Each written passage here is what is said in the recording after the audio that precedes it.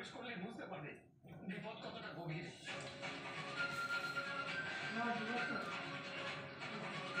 ঠাকুর ঠাকুর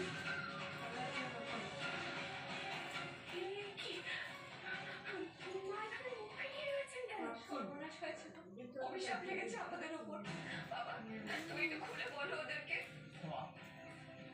মা আমার উপর রাগ করে মুখ ফিরিয়েছেন। আমিও মাকে স্বামীর রাত ভাঙানোর জন্য কেন এরকম সামবো? মা তো আমার সবকিছু কেড়ে দিয়েছে, সব শেষ করে দিয়েছে। আবার কোনো অলৌকিক গল্প নিশ্চয়ই জড়িয়ে আছে এই মন্দিরের সাথে।